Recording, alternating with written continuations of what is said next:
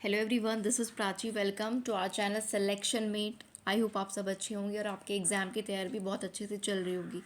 मैंने कल एक वीडियो डाला था जिसमें मैंने आपको इन्फॉर्मेशन दी थी कि अब जब तक DSSB का नेचुरल साइंस का एग्ज़ाम होगा तब तक हम कोशिश करेंगे ज़्यादा क्वेश्चंस को रिवाइज कर लें प्रीवियस ईयर के। तो यहाँ पर मेरे पास 2018 का नेचुरल साइंस का पेपर है जिसमें हम जो सब्जेक्ट का पोर्शन होता है उसके क्वेश्चंस को डिस्कस करेंगे। मैं आपको वीडियो के शुरू में एक बात बता देती हूँ कि जो न्यूमेरिकल है वो हम यहाँ पर डिस्कस नहीं करेंगे, ठीक है, बिकॉज वो पूरा सॉल्व करना होता है, टाइम टेकिंग हो जाएगा। थेरेटिकल क्वेश्चंस को हम यहाँ पर डिस्कस करेंगे और अगर आपको न्यूमेरिकल भी चाहिए तो आप कमेंट करना, तो मैं आपको क्या करूँगी, जो फॉर्मूलाज बेस्ड हैं जो कि क्वेश्चन बार बार पूछे जाते हैं DSSB में जिन टॉपिक से, उनके फॉर्मूला में एक अलग सेपरेट वीडियो मैं आपको बता दूंगी फिज़िक्स के, ठीक है, जिसमें आपको न्यूमेरिकल पूछे जाते हैं। तो उसमें मैं आपको अलग से उन न्यूमेरिकल्स के जो फॉर्मूला है वो बता दूंगी। लेकिन आप कमेंट करना, ठीक है, आपको चाहिए होंगे, उसके बाद ही मैं आपको वो अलग से वीडियो बना कर दूंगी। इस वीडियो में हम एक फटाफट रिवीजन कर रहे हैं जिससे ज़्यादा क्वेश्चंस को हम रिवाइज कर पाएँ थियरेटिकल, जिसमें फिज़िक्स आपके फिज़िक्स के क्वेश्चंस हैं, केमिस्ट्री के हैं, बायोलॉजी के हैं। यहाँ पर अगर आपको चीज़ें क्लियरली दिख नहीं रही हैं, कुछ प्रॉब्लम हो रही है, बहुत ज़्यादा क्लियर ये PDF नहीं है, तो मेरी आवाज़ को आप ध्यान से सुनते जाइएगा, आपको सब चीज़ें क्लियर होती जाएंगी। और क्वेश्चन आपके सामने हिंदी इंग्लिश दोनों में है, पढ़ेंगे क्वेश्चन को, ठीक है। आपको अगर कुछ अलग लैंग्वेज में देखना है, हिंदी वाला इंग्लिश में देखना चाहता है या इंग्लिश वाला हिंदी में या दोनों में, तो आप यहाँ पर देख सकते हो। अब बिना देरी के आज का वीडियो शुरू करते हैं। यहाँ पर लगातार मैं कोशिश करूँगी ज़्यादा आपको क्वेश्चंस रिवाइज करा पाऊँ बिफोर योर एग्ज़ाम। पहला क्वेश्चन है, which of the following are omnivorous organism, ठीक है। ऑर्गेनिज्म का ओमनीवोरस का मतलब होता है सर्वहारी, जो सब कुछ खा लेते हैं। तो यहाँ पर जो इनमें से कौन होगा, तो जो ह्यूमन बींग्स होते हैं, मानव हम लोग होते हैं, वो किस में आते हैं, ओमनीवोरस में, सर्वहारी में। क्लियर है। अगले क्वेश्चन पर बढ़ते हैं। नेक्स्ट क्वेश्चन है, cristae are the folds of inner membrane, ठीक है, present in which of the following cell. जो आपका क्रिस्टे होता है, जो कि फोल्ड होता है इनर मेम्ब्रेन का, वो कौन से सेल ऑर्गेनल में होता है, ठीक है, कौन से कोशिका अंग में आंतरिक झिल्ली की परत पर मौजूद होता है, क्रिस्टी, है ना। तो ये माइटोकॉन्ड्रिया का पार्ट है, याद रख, माइटोकॉन्ड्रिया के अंदर होता है। तो जो क्रिस्टी है ये पार्ट कहाँ पर होता है, ये आपका आंतरिक झिल्ली में होता है, किसकी, माइटोकॉन्ड्रिया की। क्या होता है, क्रिस्टी। क्लियर हो गया। अगले क्वेश्चन पर बढ़ें। चलिए अब अगला क्वेश्चन देख लेते हैं। Which of the following is known as the middle man of the body. शरीर का मध्यस्थ क्या होता है, मिडिल मैन क्या होता है, तो लिम्फ जो होते हैं वो जाने जाते हैं middle man of the body के लिए, लसीका जिनको बोलते हैं। तो जो लिम्फ होते हैं they are known as middle man of the body. Next question है आपके सामने, which of the following blood vessels supply blood to the liver. बहुत अच्छा इंपॉर्टेंट क्वेश्चन है। लीवर को ब्लड कौन सप्लाई करता है, तो जो हेपेटिक आर्टरीज होती हैं, हेपेटिक धमनियाँ होती हैं, हेपेटिक आर्टरीज होती हैं, they supply blood to the liver. Liver को ब्लड कौन पहुंचाता है, हेपेटिक आर्टरीज पहुंचाती हैं। लीवर को ब्लड कौन पहुंचाता है, हेपेटिक आर्टरीज। नेक्स्ट क्वेश्चन हमारे पास है, water drops on the surface of plant leaves are formed as a result of which of these. पौधों की पत्तियों की सतह पर पानी की बूंदें, जो पत्तियाँ होती हैं उन पर उसकी सतह पर पानी की बूंदें होती हैं, वो किस प्रक्रिया से बनती हैं, किस प्रोसेस से बनती हैं, तो वो बनती हैं गटेशन से, है ना, या गुटेशन भी आप इसको बोल सकते हो। तो पौधे की पत्तियों पर जो पानी की बूंदें जमा हो जाती हैं वो गुटेशन प्रोसेस से बनती हैं। नेक्स्ट क्वेश्चन हमारे पास है, which of the following vertebrates are essentially ureotelic, ठीक है। तो ये कौन से वर्टिब्रेट यूरोटेलिक होते हैं, तो जो मैमल्स होते हैं स्तनपाई, मैमल्स जो स्तनपाई होते हैं वो यूरोटेलिक होते हैं, याद रखिएगा। यूरोटेलिक कौन होते हैं, मैमल्स यानी कि स्तनपाई। नेक्स्ट क्वेश्चन है, the hair pin like structure which is a part of nephron is. Nephron का जो पार्ट है और वो हेयर पिन के स्ट्रक्चर का होता है वो लूप ऑफ हेनली कहा जाता है, ठीक है। हेयर पिन जैसी संरचना जो नेफ्रॉन का भाग है वो क्या होती है, loop of Henle. So loop of Henle is a part of nephron which is like structure of hair pin. तो याद रखना नेफ्रॉन का पार्ट क्या होता है, लूप ऑफ हेनले, और जिसकी शेप या स्ट्रक्चर कैसा होता है, हेयर पिन जैसा। नेक्स्ट क्वेश्चन आपके पास है, which of the following cranial nerve innervates the tongue. ठीक है, कौन सी कपाली तंत्रिका जीभ को अनुप्राणित करती है या इनरवेट करती है, तो जो नाइन्थ होती है, नौवीं, ठीक है, नाइन्थ क्रेनियल नर्व जो होती है दैट इनरवेट द टंग। टंग को इनरवेट कौन सी क्रैनियल नर्व करती है, नाइन्थ। ठीक है, तो ये क्लियर है आपको, आगे बढ़ते हैं। Parkinson's disease affect which of the organ. तो जो पार्किंसन डिजीज़ होती है वो हमारे ब्रेन को अफेक्ट करती है, ये याद रखिएगा। हमारी जो पार्किंसन है वो अफेक्ट करती है हमारे ब्रेन को, यानी कि मस्तिष्क को, दिमाग को, याद रखना। पार्किंसन बीमारी किससे रिलेटेड है, ब्रेन से।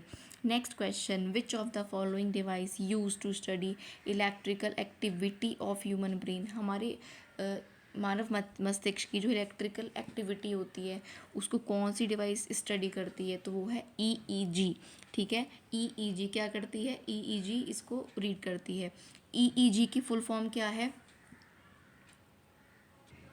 तो ये आपका होता है इलेक्ट्रॉनसेफेलोग्राम। ठीक है, जो हमारे मस्तिष्क की एक्टिविटीज़ को क्या करता है, स्टडी करता है, इलेक्ट्रॉनसेफेलोग्राम। अगला क्वेश्चन आपके सामने, which of the following statement is false about certain phenomena in plants. ठीक है, प्लांट्स में सर्टेन फिनोमिना से रिलेटेड इनमें से कौन सा स्टेटमेंट फॉल्स है, तो यहाँ पर आपका जो थर्ड स्टेटमेंट है वो फॉल्स है, इसका मतलब, ठीक है, तो यहाँ पर थर्ड ऑप्शन करेक्ट है। दैट मीन्स कि हमारे जो प्लांट्स होते हैं उनके फिनोमिना से रिलेटेड फर्स्ट, सेकंड और फोर्थ ऑप्शन करेक्ट है, तो पढ़ लेते हैं। Related to plants, photosynthesis adds oxygen to the atmosphere, correct. Upward growth of plant shoots is seen in negative geotropism, यानी कि पौधों की टहनी की जो ऊपर की तरफ उधरमुखी वृद्धि होती है वो नकारात्मक भूगर्भवाद में देखी जाती है। Upward growth of plant shoots is seen in negative geotropism. और फोर्थ है, respiration adds CO2 to atmosphere. तो बिल्कुल, फोटोसिंथेसिस ऑक्सीजन ऐड करता है और रेस्पिरेशन CO2 ऐड करता है, हमारे वातावरण में बढ़ते हैं। जो देखो, गलत वाला हमने पढ़ा ही नहीं है, ठीक, गलत वाला नहीं पढ़ा, सही सही वाले पढ़ लिए। अगला question, somatostatin is a hormone secreted by which of the following. Somatostatin जो आपका ये हार्मोन है इसको कौन सीक्रेट करता है, तो delta cells of islets of Langerhans of pancreas. ठीक है, जो आपका ये सोमेस्टोटेटिन, ठीक है, सोमेस्टोटेटिन जो आपका यहाँ पर हार्मोन है इसको कौन रिलीज़ करता है, तो इसको डेल्टा सेल करता है islets of Langerhans of pancreas. ठीक, अंगनाशय यानी कि जो पैनक्रियाज है उसके जो लैंगरहंस के आइलेट्स होते हैं उनकी डेल्टा कोशिकाओं द्वारा सोमेस्टोटेटिन जो ये हार्मोन है रिलीज़ किया जाता है, याद रखिएगा। अगला question, which of the following gland has highest regeneration capacity. तो लीवर जो होता है उसकी सबसे ज़्यादा रीजनरेशन कैपेसिटी होती है। इनमें से liver, pancreas, thyroid gland, salivary gland में से जो लीवर होता है वो हाईएस्ट रीजनरेशन कैपेसिटी का होता है, याद रखिएगा, इन चारों में से। नेक्स्ट, ग्लूकोकॉर्टिकॉइड ये किसके द्वारा क्या होता है, सिक्रेट होता है। ग्लूकोकॉर्टिकॉइड इसको सिक्रेट करता है एडर्नल कॉर्टेक्स। ठीक है, अधिवृक्क बाह्यक। तो जो आपका ग्लूकोकॉर्टिकॉइड है that are secreted by adrenal cortex, याद रखिएगा। कॉर्टेक्स इसको, कौन सा कॉर्टेक्स इसको रिलीज करता है, adrenal cortex. Adrenal cortex release करता है ग्लूकोकॉर्टिकॉइड को, याद रखिएगा। अगला question, regeneration is seen in which of the following organism. Regeneration इनमें से कौन से जीव में देखा जाता है, तो प्लेनेरिया, इनमें से प्लेनेरिया जो है उसमें रीजनरेशन का प्रोसेस देखा जाता है, याद रखिएगा, किसमें, प्लेनेरिया में। अगला क्वेश्चन है, fertilization in human female occurs in which of the following part. तो जो फर्टिलाइजेशन होता है फीमेल की बॉडी में वो होता है फेलोपियन ट्यूब में। इजी सवाल है, आपको इसका आंसर पता होगा। फर्टिलाइजेशन कहाँ पर होता है, फेलोपियन ट्यूब में। Next question, which of the following hormones is release during parturition in female. तो जो मादा मनुष्य जाति में प्रसव होता है, डिलीवरी होती है, उसके दौरान कौन सा हार्मोन रिलीज होता है? ऑक्सीटोसिन, याद रखिएगा। प्रसव के दौरान ड्यूरिंग डिलीवरी फीमेल में जो हार्मोन रिलीज होता है दैट इज ऑक्सीटोसिन। अगला question, what is the approximate total number of nucleotides in human genome. लगभग कितने नंबर ऑफ न्यूक्लियोटाइड्स होते हैं ह्यूमन जीनोम में? न्यूक्लियोटाइड्स कितने? लगभग 3 बिलियन। लगभग 3 बिलियन मानव जीनोम में न्यूक्लियोटाइड होते हैं। ठीक है, तो ह्यूमन जीनोम में लगभग टोटल नंबर ऑफ न्यूक्लियोटाइड्स कितने होते हैं? 3 बिलियन होते हैं, याद रखिएगा।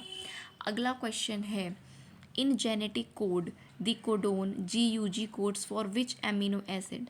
जेनेटिक कोड में GUG कोड कौन से एमिनो एसिड के लिए है? तो ये है वैलिन के लिए। किसके लिए है? वैलिन के लिए। तो वैलिन के लिए क्या कोड है? GUG। किसमें? जेनेटिक कोड में। वैलिन को क्या लिखते हैं? GUG, याद रखिएगा। अगला है Miller Urey experiment. Miller Urey experiment is associated with which. तो जो मिलर यूरे एक्सपेरिमेंट है वो किससे जुड़ा हुआ है? इवोल्यूशन से, क्रमिक विकास से जुड़ा हुआ है। तो ये जो एक्सपेरिमेंट है मिलर यूरे, ठीक है, मिलर यूरे जो एक्सपेरिमेंट है ये इवोल्यूशन से रिलेटेड है। अगला क्वेश्चन आपके सामने है, which of the following is a primary consumer is an aquatic food chain.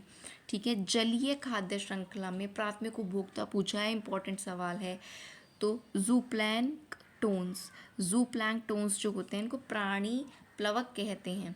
ये प्राथमिक उपभोक्ता होते हैं जलीय खाद्य श्रृंखला में। जो एक्वेटिक फूड चेन होती है उसमें प्राइमरी कंज्यूमर कौन होते हैं? जूप्लैंक्टोन्स, याद रखिएगा। अगला question, the chemical distinction between two adjacent ecosystems, क्या कहा जाता है? दो इकोसिस्टम्स के बीच जो केमिकल डिस्टिंक्शन होती है उसको इकोक्लाइन कहा जाता है। इकोक्लाइन कहा जाता है, याद रखिएगा, इकोक्लाइन। ठीक है, दो निकटवर्ती पारिस्थितिक तंत्रों के बीच में जो रासायनिक भिन्नता होती है, केमिकल डिस्टिंक्शन होती है, उसको इकोक्लाइन बोलते हैं, याद रखिएगा। अगला question, which of the following is the exotic breed of cow. गाय की विदेशी नस्ल कौन सी है? तो जर्सी। तो क्वेश्चन ऐसे भी पूछा जा सकता है कि जर्सी किसकी नस्ल है? तो गाय की नस्ल है, और जर्सी गाय की एक विदेशी नस्ल है, ब्रीड है, याद रखिएगा। अगला क्वेश्चन है, where was the COP23 of UNFCCC held in 2017। तो क्योंकि करंट से सवाल है कि ये COP23 कहाँ पर हुआ था? जर्मनी में। ठीक है, तो ये इसी से रिलेटेड आपका साइंस में क्या आ गया है, एक करंट से रिलेटेड सवाल पूछा गया है। अगला क्वेश्चन है, the maintenance of equilibrium in an ecosystem is known as. किसी भी पारिस्थितिकी तंत्र में जो हम बैलेंस बना के रखते हैं तो उसको बोला जाता है इकोलॉजिकल बैलेंस, पारिस्थितिकी संतुलन, याद रखिएगा। पारिस्थितिक तंत्र में, इकोसिस्टम में संतुलन बनाने को इकोलॉजिकल बैलेंस बोलते हैं। अगला question, Eichhornia. Eichhornia can be classified under which of the following type of plants. Eichhornia कौन से प्लांट्स में आता है? तो हाइड्रोफाइट जो होते हैं, हाइड्रोफाइट पौधों के अंतर्गत ही आइकोर्निया आता है, याद रखिएगा। कौन से प्लांट्स में? हाइड्रोफाइट्स में के अंतर्गत ही आइकोर्निया जो आपका है ये प्रकार प्लांट का आता है। अगला सवाल देखते हैं क्या है, which of the following ecological pyramid is always upright. इनमें से कौन सा इकोलॉजिकल पायरामिड जो होता है वो अपराइट होता है, ऊर्ध्वाधर होता है, ऊपर की तरफ होता है, ऊर्ध्वाधर। पायरामिड ऑफ एनर्जी, तो जो ऊर्जा का पिरामिड होता है हमेशा ऊर्ध्वाधर होता है, अपराइट होता है, याद रखिएगा, pyramid of energy. Next question है, which of the following is a conventional source of energy. ठीक है, तो जो LPG है, लिक्विफाइड पेट्रोलियम गैस, वो एक कन्वेंशनल सोर्स ऑफ एनर्जी, पारंपरिक ऊर्जा का स्रोत है, क्या? LPG, याद रखिएगा। अगला question, which of the following is an example of mutualism. Mutualism का एग्जाम्पल एल्गी और फंगी होते हैं, याद रखिएगा। सहोपकारिता, इसको हिंदी में बोलेंगे म्यूचुअलिज्म या सहोपकारिता। तो एल्गी एंड फंगी, इनका क्या होता है? म्यूचुअलिज्म होता है, याद रखिएगा, algae and fungi. Which of the following is fluid type of tissues.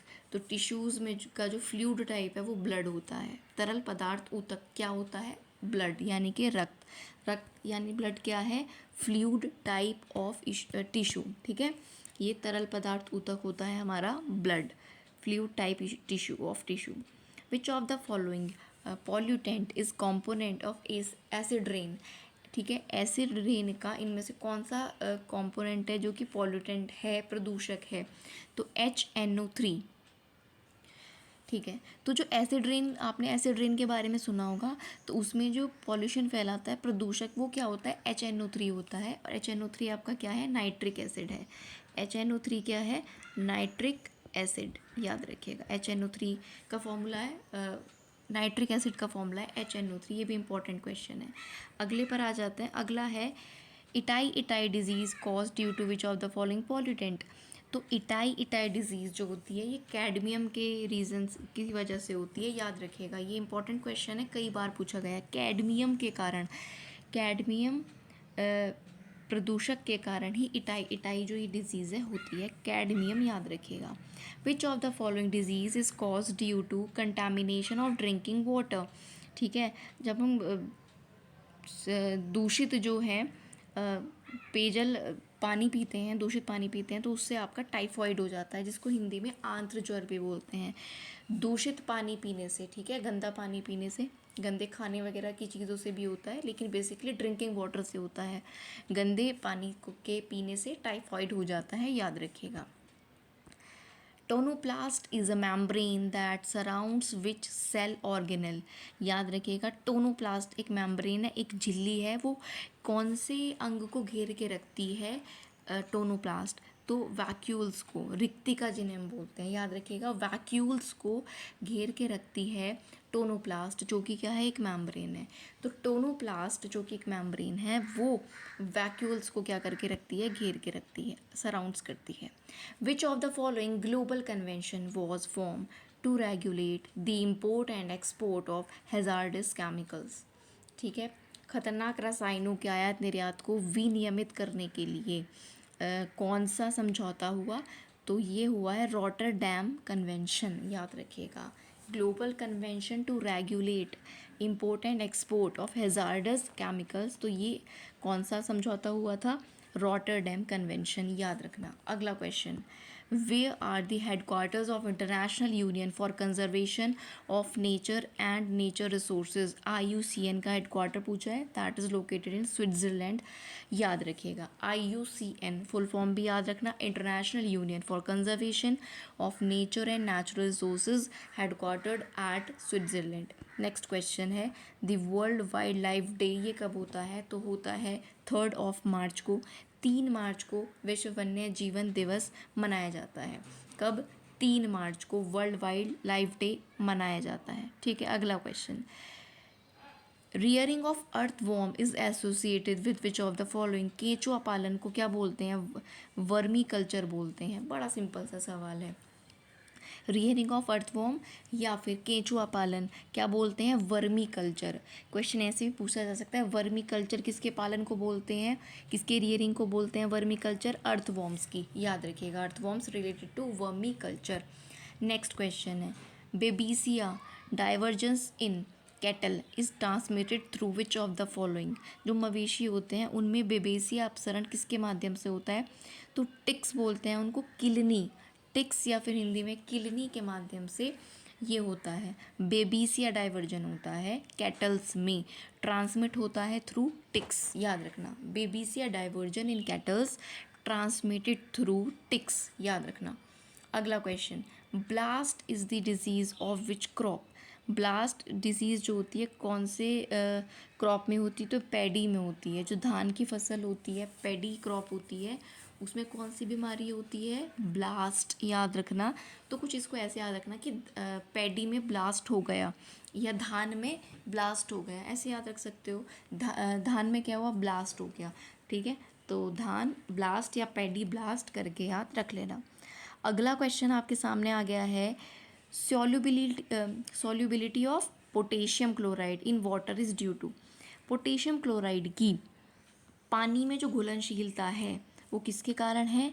Ion dipole interaction के कारण, ठीक है, आयन डाइपोल इंटरेक्शन के कारण जो पोटेशियम क्लोराइड है वो पानी में घुलनशील है, ठीक है। क्वेश्चन ऐसे भी पूछा जा सकता है कि पानी में किसके घुलनशील होने के कारण जो आपका ये है आयन डिपॉल जो इंटरेक्शन है होता है, तो पोटेशियम क्लोराइड, तो पोटेशियम क्लोराइड का पानी में घुलनशील होना किसकी रीज़न से होता है, आयन डिपोल इंट्रैक्शन की वजह से, ठीक है। क्लियर इतनी बात। अगला question, Henry's law is not applicable if, Henry जो लॉ है वो एप्लीकेबल नहीं होगा अगर गैस का दाब उच्च है, यानी कि pressure of gas is high. अगर गैस का प्रेशर हाई है तो हेनरीज लॉ एप्लीकेबल नहीं होगा। कब हेनरी लॉ एप्लीकेबल नहीं होगा, जब प्रेशर ऑफ गैस हाई है। अगला question, a crystalline hydrated salt on heating gives a residue of इतने परसेंट ऑफ इट्स मास। यहाँ पर आपका केमिस्ट्री से रिलेटेड क्वेश्चन है और न्यूमेरिकल मैंने आपको बोला है हम यहाँ पर नहीं कर रहे हैं, ठीक है, क्योंकि इसको पूरा आपको सॉल्व करके बताना, ऐसे सीधे सीधे बता देने से आपको ना ही समझ आएगा और ना ही कोई फ़ायदा है, ठीक है। तो अगले क्वेश्चन पर आ जाते हैं। A radioactive nucleus emits, A radioactive nucleus emits one alpha and two beta particles. Then the daughter nucleus is, अगर एक रेडियोधर्मी नाभिक है, ठीक है, वो एक अल्फा और दो बीटा कणों को उत्सर्जित कर रहा है, एक अल्फा और दो बीटा, तो जो डॉटर न्यूक्लियस होगा वो होगा आइसोटोप, जिसमें क्या है, एक अल्फा है दो बीटा है, तो जो डॉटर न्यूक्लियस होगा वो आइसोटोप होगा, याद रखिएगा, ठीक है। पढ़ते हैं अगले क्वेश्चन पर। अगला क्वेश्चन है, यहाँ पर आपको the correct order of electronegativity बताना है, ठीक है। ये जो आपको दिए हुए हैं इनमें से आपको कैसा क्रम बताना है, कैसा ऑर्डर बनाना है, करेक्ट ऑर्डर बताना है इलेक्ट्रोनेगेटिविटी के तौर पे, ठीक है। तो यहाँ पर अगर हम देखें तो देखिए ये क्वेश्चन इसको हटा दिया गया था बाद में, ठीक है, इसका कोई आंसर नहीं दिया गया है, इसलिए हम नेक्स्ट क्वेश्चन पर चलते हैं। नेक्स्ट क्वेश्चन है, phenolphthalein is not a suitable indicator for the titration between dash and dash. तो जो फिनोफ्थेलीन होता है, फिनोफ्थेलीन जो है ये ऑक्जेलिक एसिड और KMnO4 के रूप में अम्लीकृत नहीं होता है, ठीक है। Phenolphthalein is not a suitable indicator for the titration between oxalic acid and acidified not KMnO4, KMnO4 के रूप में ये एसिडिफाइड नहीं होता है, ठीक है, ये आपको याद रखना है। अगला क्वेश्चन, नेक्स्ट क्वेश्चन है आपके पास, leaching method is suitable for the concentration of the following ore. जो लीचिंग विधि होती है वो कौन से अयस्क के सांद्रण के लिए यूज़ होती है, तो ऑर्गेन टाइट, ठीक है, ऑर्गेन टाइट के लिए ये यूज़ होती है, याद रखिएगा। लीचिंग मेथड यूज़ होता है for the concentration of argan tight, याद रखेंगे, आर्गेन टाइट के लिए यूज़ होता है। अगला क्वेश्चन है, आपको यहाँ पर इनकरेक्ट स्टेटमेंट बताना है इन चारों में से। तो जो सेकंड स्टेटमेंट है वो इनकरेक्ट है, दैट मीन्स बाकी जो फर्स्ट थर्ड और फोर्थ हैं वो करेक्ट होंगे, तो जो करेक्ट है उनको पढ़ लेते हैं। पहला कहता है ZR और TI ये क्या है, प्यूरिफाइड है बाय वॉन आर्कल मेथड, ठीक है, ये करेक्ट है। ZR और TI प्यूरिफाइड होते हैं बाय वैन आर्कल मेथड। थर्ड है, इन froth फॉलिटेशन process for the purification of ore particles float on water as surface is wetted by pine oil। यहाँ पर ये कह रहा है कि अयस्क शुद्धिकरण के लिए फ्रॉथ फ्लोटेशन प्रक्रिया में अयस्क कण जो होते हैं पानी पर तैरते हैं, क्योंकि जो सतह यानी बेस होता है वो पाइन तेल से गीला होता है। और फोर्थ है, in zone refining method molten zone containing more impurities than original metal.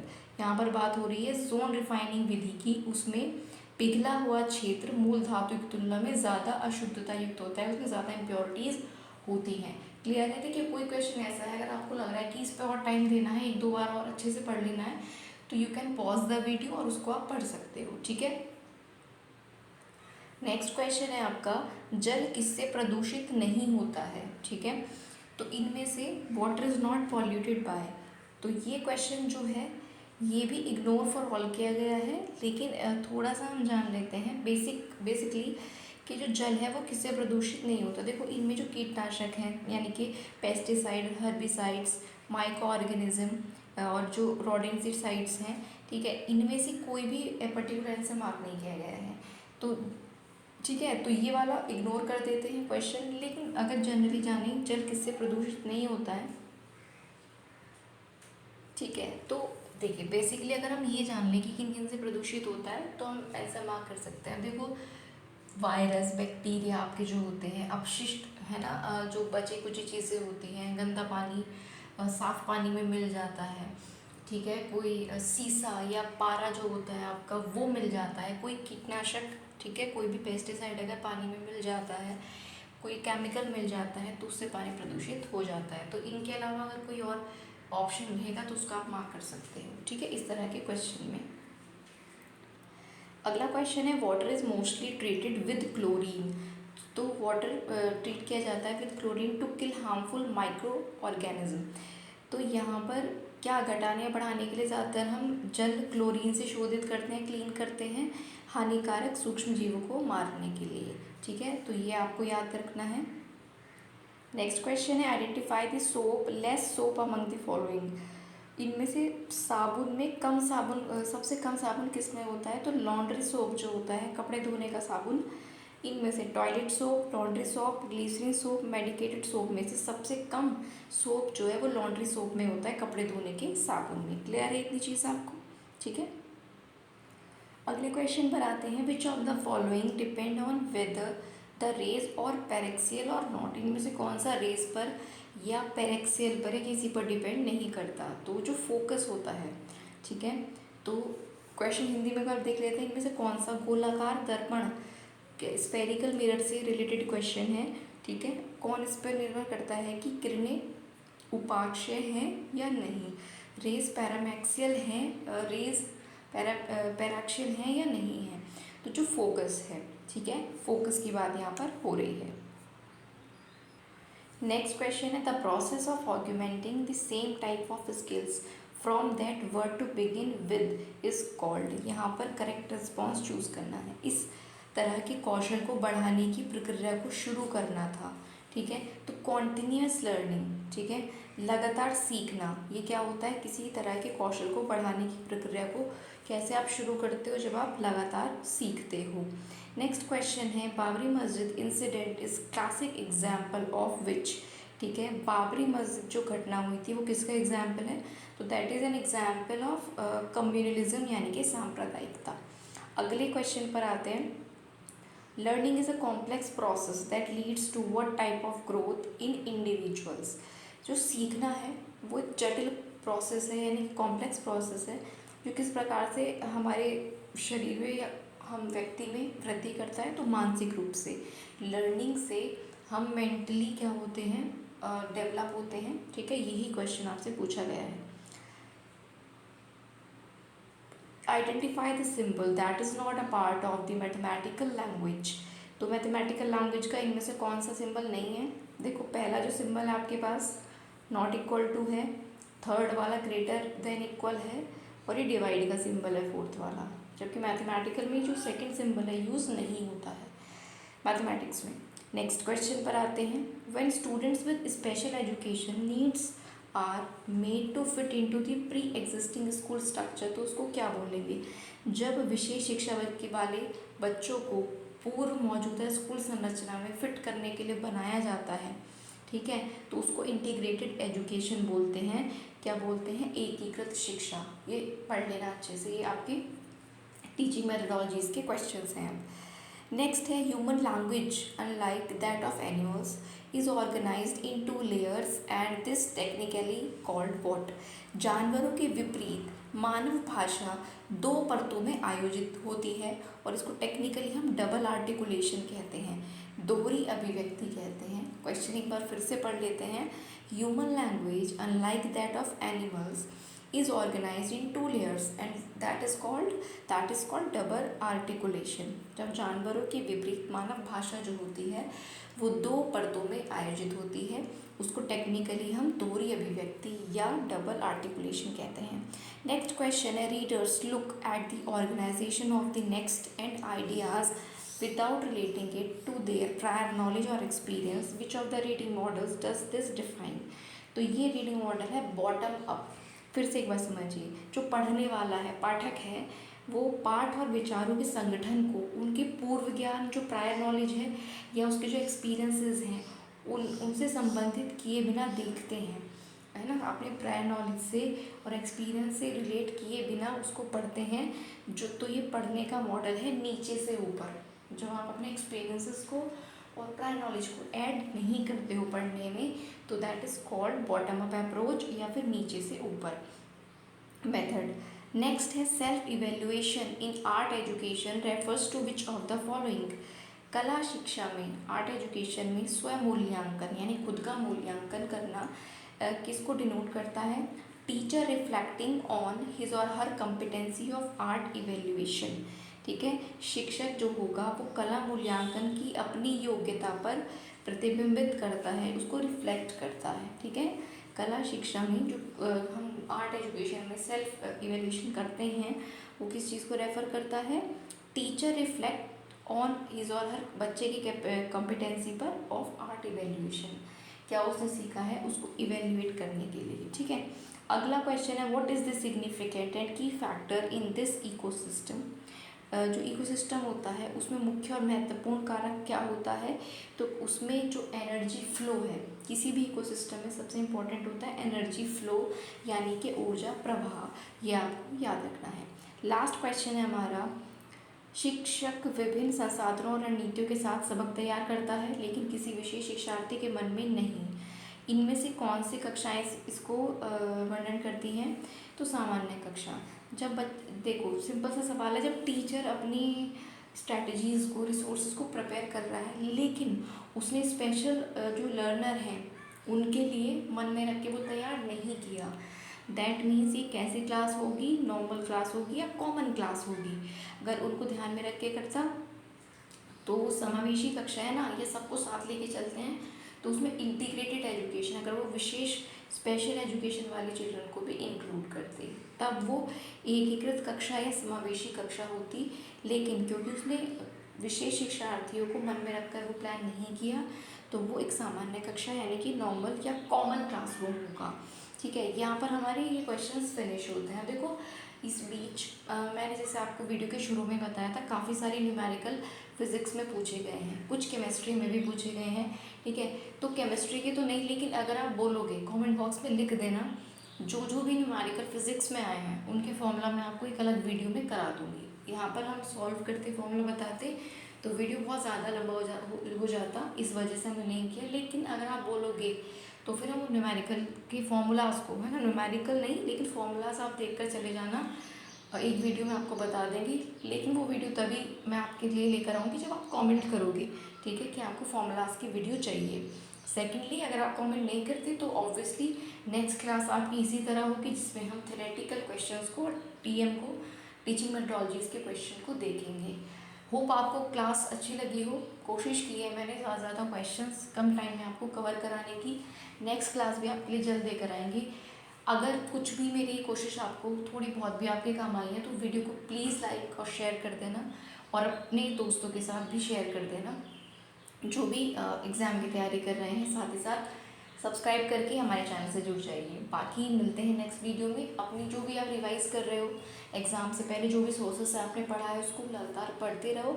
और यहाँ से कम टाइम में आपने देखा है ये वीडियो में हमने कैसे ज़्यादा क्वेश्चंस कवर किए हैं, यहाँ से आप अपना रिविज़न करते रहिए। ठीक है, तो मिलेंगे जल्दी नेक्स्ट वीडियो में, तब तक के लिए पढ़ते रहिए। Thank you so much.